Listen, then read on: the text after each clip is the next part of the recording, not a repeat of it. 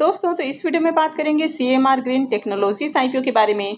यह आईपीओ जून का पहला आईपीओ होने वाला है। तो चले जानते हैं कि कंपनी क्या काम करती है, इसके फाइनेंशियल वगैरह कैसे हैं, आईपीओ में अप्लाई करना चाहिए या फिर नहीं करना चाहिए, ग्रे मार्केट के अंदर इसकी कैसी डिमांड है।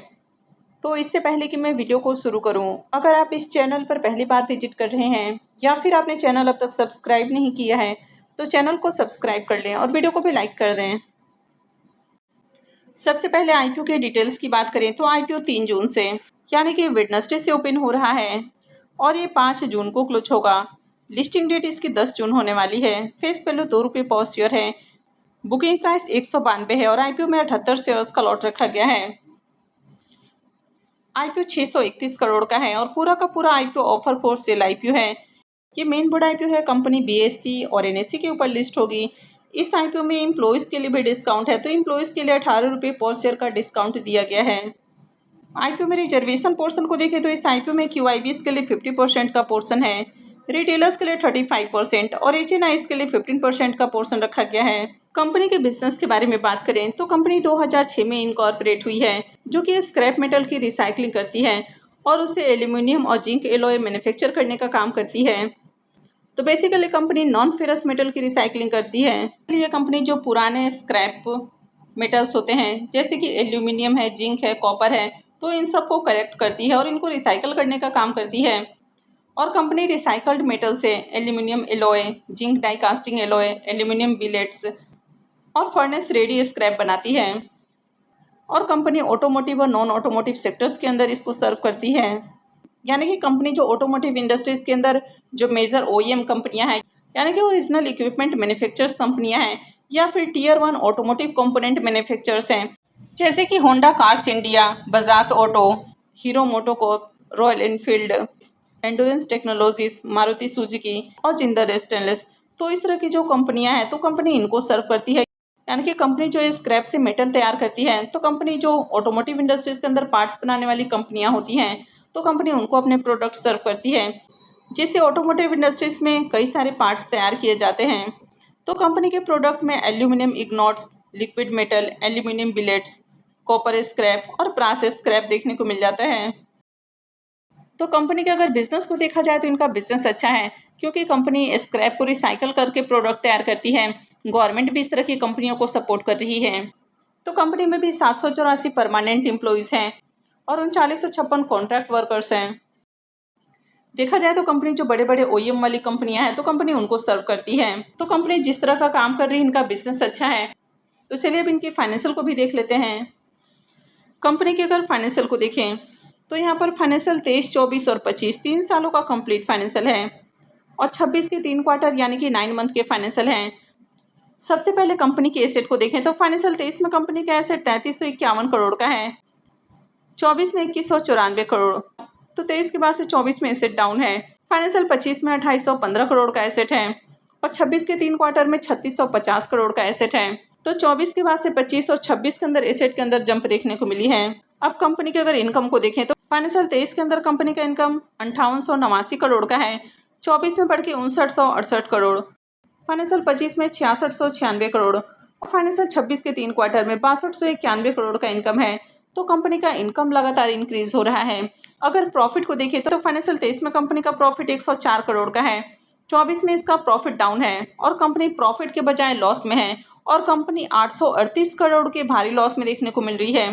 फाइनेंशियल 25 में देखें तो कंपनी फिर से प्रॉफिट में है और कंपनी ने 155 करोड़ का प्रॉफिट बनाया है, 26 के 3 क्वार्टर में 162 करोड़ का प्रॉफिट है। अब अगर इसके ईबिटा को देखें तो इसका ईबिटा भी इंक्रीज हुआ है, लेकिन फाइनेंशियल 24 के अंदर इसका ईबिटा भी नेगेटिव है। नेटवर्थ को भी देखें तो इसका नेटवर्थ भी पहले से डाउन है, यानी कि 23 के मुकाबले अभी भी इसका नेटवर्थ डाउन है। कंपनी के अगर रिजर्व को भी देखें तो फाइनेंशियल 23 के बाद से इसका रिजर्व भी डाउन है। अभी कंपनी के पास 1464 करोड़ का रिजर्व है। और अगर कर्ज को देखें तो कंपनी का कर्ज लगातार इंक्रीज हुआ है और कंपनी के ऊपर 1303 करोड़ का कर्ज है। अब ये जो आईपीओ है पूरी तरह से ऑफर फॉर सेल है, यानी कि कंपनी को इस आईपीओ से ₹1 का भी बेनिफिट नहीं होने वाला है। पूरा का पूरा पैसा कंपनी के जो एग्जिस्टिंग शेयर होल्डर्स हैं उनके पास जाने वाला है। तो यहाँ पर कंपनी के ऊपर जो कर्ज है ये आगे भी कंटिन्यू रहने वाला है। तो कंपनी के अगर ओवरऑल फाइनेंशियल को देखें तो बिल्कुल भी अट्रैक्टिव फाइनेंशियल नहीं है। फाइनेंशियल 24 के अंदर कंपनी का जो ओवरऑल फाइनेंशियल है इसमें डाउनफॉल देखने को मिला है। हालांकि फाइनेंशियल 25 से देखें तो फिर से इसमें रिकवरी देखने को मिल रही है। अब इसी तरह के सेक्टर्स की एक कंपनी हाल ही में मार्केट में जो लिस्ट हुई है, उस कंपनी की अगर आप प्रॉफिट को देखें कि कंपनी ने कितना प्रॉफिट बना कर दिया है, तो जैन रिसोर्सेज रिसाइकलिंग कंपनी ने करीब 37% का लिस्टिंग गेन दिया है, यानी कि इसकी भी डिसेंट लिस्टिंग देखने को मिली है।